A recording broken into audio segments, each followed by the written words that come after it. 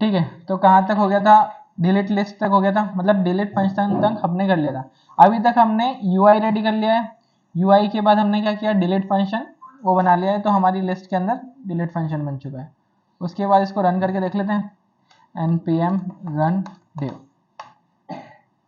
तो ये इसको हमने रन किया।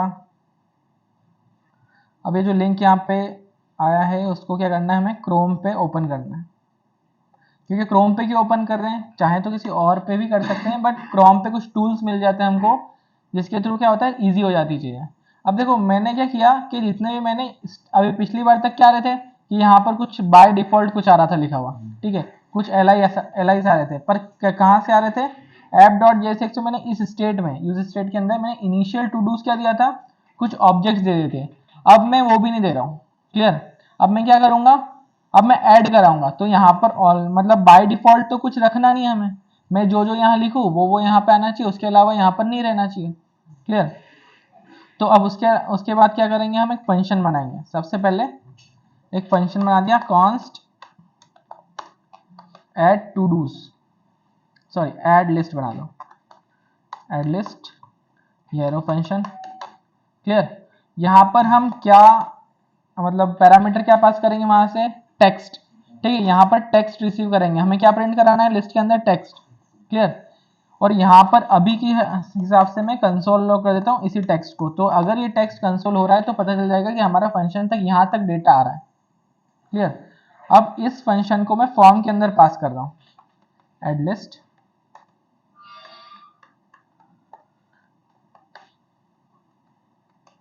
Add list, okay. ये फंक्शन पास किया फॉर्म के अंदर।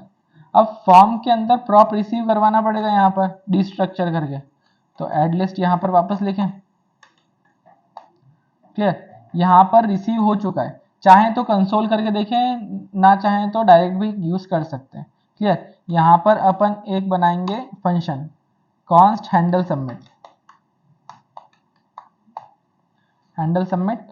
ये हैंडल सबमिट क्यों, क्योंकि अभी यहाँ पर अपन एक इवेंट लगाएंगे सबमिट इवेंट, तो उस सबमिट इवेंट को हैंडल करने के लिए एक फंक्शन बनाया, उसका नाम क्या रख दिया मैंने, हैंडल सबमिट, क्लियर। यहाँ पर मैंने ई फॉर इवेंट पास किया। अब यहाँ पर लिखा मैंने ई डॉट प्रिवेंट डिफॉल्ट,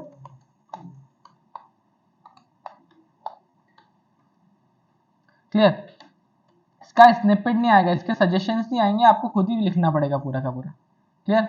यहाँ पर ये कौन से केस में, कैमल केस में, जिसमें पी स्मॉल है और डी कैपिटल है। यहाँ पर इतना काम हुआ। उसके बाद यहाँ पर अपन कंसोल लॉग कर लेते हैं, क्या कंसोल कर लें अपन, यही फर्स्ट ही कंसोल कर लेते हैं, क्लियर, ताकि हमें पता चल जाएगा कि हमारा फंक्शन चालू है। अब यहाँ पर मैं फॉर्म के अंदर लगा लेता हूँ सबमिट इवेंट, ऑन सबमिट लगा दिया, और यहाँ पर मैंने कॉल बैक के अंदर इस हैंडल सबमिट को चला दिया, और यहाँ पर मैंने ई पास किया, और यहाँ पर भी ई पास किया, क्लियर। अब क्या करना है, अब इसको चला के देखते हैं कि अगर कंसोल हो रहा है तो मतलब ये फंक्शन चल रहा है। वापस से गए, यहाँ पर से कंसोल ओपन किया, इसको ज़रा साइज स्मॉल कर देते हैं ताकि दोनों का हैंडी हो जाए। अब उसके बाद यहाँ पर ऐड टू डू किया, आ रहा है फर्स्ट लिखा हुआ, मतलब फंक्शन चल रहा है। ये वापस गए कोड में, अब यहाँ पर से कंसोल लॉग हटा दिया, ठीक है। अब क्या करना है, हमें डेटा चाहिए, कहाँ से डेटा चाहिए, हमें इनपुट से डेटा चाहिए, क्लियर। तो सबसे पहले हमें क्या बनाना पड़ेगा, स्टेट। तो स्टेट कैसे बनाते हैं, कॉन्स्ट टेक्स्ट नाम से एक स्टेट बना दिया मैंने, टेक्स्ट और सेट टेक्स्ट, ठीक है। उसके बाद यहाँ पर यूज स्टेट, और उसकी एक इनिशियल वैल्यू मैंने अभी ब्लैंक दे दी, क्लियर। उसके बाद ये करने के बाद फिर वापस नीचे आएंगे, और यहाँ पर लिखेंगे अपना एड लिस्ट नाम था उस फंक्शन का, तो यहाँ पर मैंने लिखा एड लिस्ट, और उसके अंदर मैंने टेक्स्ट पास कर दिया। जो भी टेक्स्ट आएगा इस स्टेट में, वो यहाँ से मैंने पूरा का पूरा क्या पास कर दिया, स्टेट पास कर दिया, क्लियर। अब इस मतलब स्टेट के अंदर हमें सेट स्टेट करना पड़ेगा, क्लियर। जो स्टेट अपने पास है उसके अंदर कोई वैल्यू पुट करनी पड़ेगी, अभी तक क्या है, ब्लैंक है। अब ब्लैंक है तो यहाँ पर कहाँ पर से आएगी वैल्यू, इनपुट के अंदर से।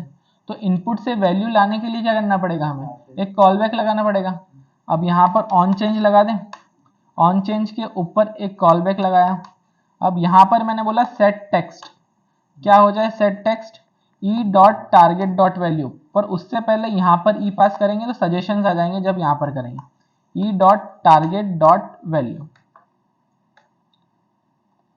क्लियर, इतना काम हो गया। तो अब सेट टेक्स्ट हो गया E dot target dot value, और जो भी चेंज यहाँ पर होगा इनपुट में वो ऐसा का ऐसा कहाँ कॉपी हो जाएगा, कहाँ सेट हो जाएगा, मेरे स्टेट में। क्लियर, अब यहाँ पर भी एक स्टेट है। स्टेट क्यों बनाया, क्योंकि कंपोनेंट की अपनी मेमोरी होती है। तो ये स्टेट जो है ना वो किसकी मेमोरी है, इस फॉर्म की।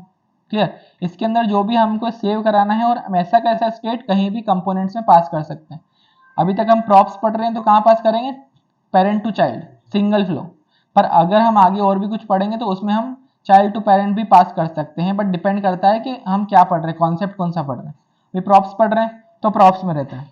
क्लियर, इतना काम किया। अब ये टेक्स्ट यहाँ से पास तो हो रहा है, वहां से रिसीव भी हो रहा होगा। तो एक काम करते हैं, वहां पर चेक करते हैं क्या रिसीव हो रहा है। एड टू डू, देखो ब्लैंक, एक स्पेस नीचे आ गया, ब्लैंक आ रहा है। तो एक बार कुछ लिख के भेजते हैं कि क्या पता कभी आ जाए। यहाँ पर लिख देते हैं अपन हाय, फिर वापस ओपन करते हैं कंट्रोल आर, फिर एड टू डू। देखो हाय लिखा हुआ आ गया, तो मतलब वहां तक तो पहुंच रहा है मेरा फंक्शन।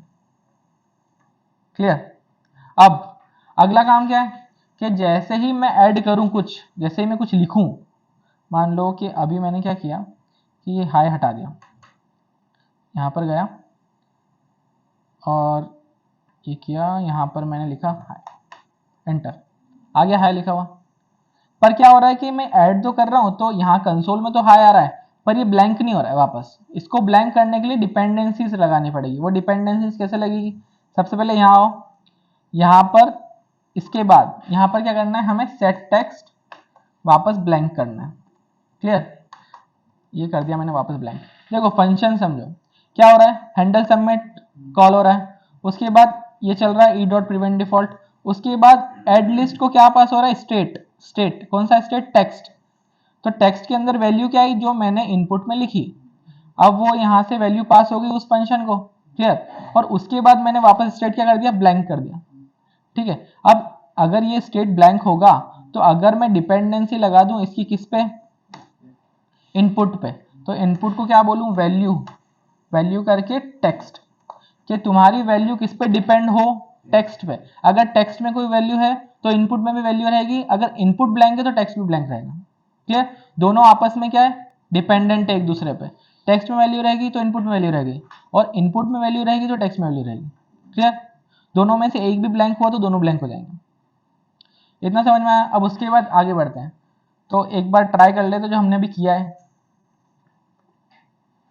यहाँ पर लिखता हूँ हाय, देखिए हाय यहाँ पर कंसोल में आ गया है और यहाँ पर से ब्लैंक हो गया। इतना हमें काम करना था। अब वहां पर हमारा ये जो डेटा है वो रिसीव हो रहा है। अब अगला काम क्या है, ये जो डेटा वहां पर आया है वो li के अंदर अपन को इंसर्ट करवाना है। तो सबसे पहले कहाँ जाएंगे, app.jsx में। अब ये गए app.jsx में, यहाँ पर हम क्या करेंगे, अपन को सेट करवाना है। तो सेट क्या करवाते हैं, ऑब्जेक्ट। क्लियर, जो हमारे पास ये स्टेट है टू डूज, उसके अंदर ऑब्जेक्ट्स ही होंगे ना, एरे ऑफ ऑब्जेक्ट। तो वापस से इसी स्टेट को सेट करने के लिए हमें क्या करना पड़ेगा, एक ऑब्जेक्ट बनाने का पड़ेगा और जिसका आप नाम क्या दे देंगे, न्यू li। ठीक है, यहाँ पर मैंने एक ऑब्जेक्ट बनाया।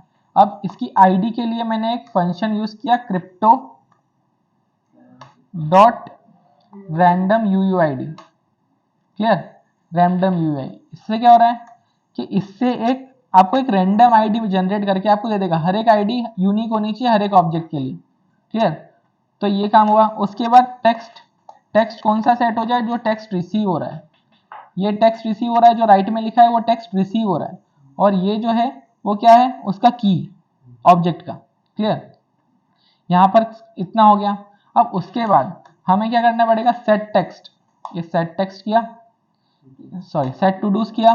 सेट टू डूज के अंदर क्या इंसर्ट करना है हमें, तो हमें एरे इंसर्ट करना है सबसे पहले, तो क्योंकि ये जो प्रीवियस हमारे पास स्टेट है वो क्या है, एक एरे, तो वापस एक एरे बनाना पड़ेगा। उस एरे के अंदर हमें क्या इंसर्ट करना है, न्यू li। तो ये क्या कर दिया मैंने, न्यू li। और बाकी मान लो कि यहाँ पर ऑलरेडी कुछ हैं, कितने हैं हमारे पास, कुछ ऑब्जेक्ट्स हैं, एक ऑब्जेक्ट और लगा देते हैं। यहाँ पर मैंने ऑब्जेक्ट लगाया जिसकी आईडी मैंने दे दी, मान लो 1, और उसके अलावा यहाँ पर टेक्स्ट दे दिया मैंने हेलो। क्लियर। तो अब देखते हैं वहां पर कुछ आ रहा है, देखो एक लिखा हुआ आ रहा है। क्लियर। पर अगर अब मैं इसमें कुछ लिख के ऐड करता हूं तो क्या हो रहा है, प्रीवियस वाला हट जा रहा है और नया वाला यहाँ पर इंसर्ट हो रहा है। मतलब प्रीवियस स्टेट जो है ना वो डिलीट होके नया स्टेट यहाँ पर आ रहा है।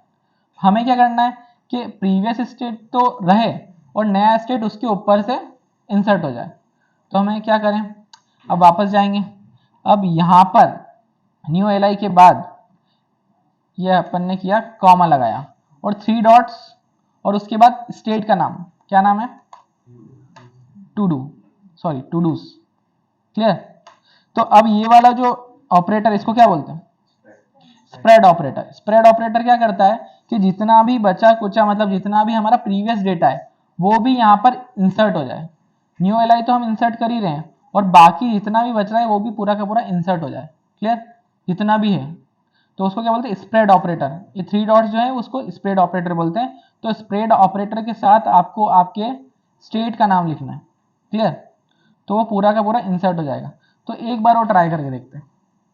यहाँ पर लिखते हैं हम हाय और एंटर, और यहाँ पर कुछ और लिखते हैं और फिर एंटर करते हैं। तो देखिए एक थी हमारे पास बाय डिफॉल्ट मैंने ऊपर डेटा दे रखा था, अब इसको यहाँ पर मैंने डिलीट कर दिया तीनों, तो डिलीट हो गए। वापस रिलोड करेंगे तो एक आ जाएगी। हमें क्या इस बाय डिफॉल्ट वाले की जरूरत है नहीं है, तो इसको ब्लैंक कर देते हैं। वापस जाते हैं, अब इसको यहाँ से हटा के ब्लैंक कर देते हैं। देखिए ये ब्लैंक हो गया। यहाँ पर मैं कुछ भी लिख रहा हूँ तो एंटर हो रहा है। क्लियर। ये इतनी फंक्शनैलिटी हमने अभी तक कर ली। ठीक है। इसको आपको बनाना है, टू डू की प्रैक्टिस इतनी होनी चाहिए कि आपको कभी सामने वाला मशीन टेस्ट दे दे कि प्रॉप्स के थ्रू एक टू डू क्रड ऑपरेशन बना के दो, तो आपको विद इन 10 to 15 मिनट्स पूरा का पूरा बन जाए। इतना मुश्किल नहीं है, सिर्फ फंक्शन ही बनाना है और पास ही करना है। क्लियर। प्रॉप से तो बहुत ज़्यादा जल्दी बन जाता है। ठीक है। अब उसके बाद अपडेट फंक्शन बचा है, वो हम नेक्स्ट में समझेंगे। यहाँ तक समझ में आई गया होगा, क्लियर हो गया होगा। अब देखो एक और टूल की बात करूं तो एक टूल होता है यहाँ पर जो हमें कौन प्रोवाइड करता है, गूगल एक्सटेंशन है। तो देखो यहाँ पर कंपोनेंट्स दिख रहे होंगे, इस कंपोनेंट्स वाले पे देखो मैंने इंस्टॉल कर रखा है। कंपोनेंट्स वाले पे क्लिक कर रहा हूँ तो मुझे पूरा का पूरा ट्री मिल रहा है। यहाँ पर देखो एप्स में क्या है, ये सब कंपोनेंट्स है उसके चाइल्ड। अब मैं इस पर क्लिक करता हूँ न्यू बार में, इस पर क्लिक कर रहा हूँ फॉर्म पे, तो देखो क्या बोल रहा है वो, अभी तक कोई प्रॉप पास नहीं हुआ, पर अगर मैं कोई प्रॉप पास करूँ तो देखो क्या बोल रहा है वो, एक नया एल इंसर्ट हुआ और प्रॉप पास हुआ जिसकी आईडी क्या है, ये पर्टिकुलर मेरे पास कुछ आईडी है और ये पर्टिकुलर उसका टेक्स्ट है। और अगर मैं रन टाइम पे ही एक और यहाँ पर कुछ इंसर्ट करता हूँ और एंटर करता हूँ तो एक और एल मुझे मिलता है और उसके अंदर प्रॉप क्या आ रहा है मेरे पास, कौन से फंक्शन के थ्रू आ रहा है ये तक लिखा हुआ है। ये फंक्शन उसके अंदर पास किया हुआ है, ये टू डू मेरे पास आया है as a object as a prop, और उसके अंदर आईडी और टेक्स्ट ये है। क्लियर। और कहाँ कहाँ से रेंडर हो रहा है, रेंडर्ड बाय लिस्ट ग्रुप और ऐप। क्लियर। इतना आपको टूल यूज करना आना चाहिए, क्योंकि अपन को नहीं पता अपन को कब कहाँ पर कोई ऐसी मिस्टेक हो जाए जहां पर हमें एरर हैंडल करना पड़े। तो ये टूल क्या हेल्प करते हैं, हमारी एरर हैंडलिंग के लिए यूज होते हैं। क्लियर। तो अब देखो जो एक्सटेंशन है वो कहाँ से आपको डाउनलोड करना है, ये एक्सटेंशन है, इसके ऊपर मैनेज एक्सटेंशन में जाना, यहाँ पर सर्च करना है कौन सा आपको, रिएक्ट डेवलपर टूल्स, ये वाला एक्सटेंशन आपको आपके इसमें ऐड करना है। क्लियर। तो आपको जितने भी टूल्स वहाँ पर दिखे थे वो सब वहाँ पर इंस्टॉल हो जाएंगे एज ए एक्सटेंशन। तो कंसोल में आपको दिखेंगे जो आपकी हेल्प करेंगे आपके डिबगिंग में। क्लियर।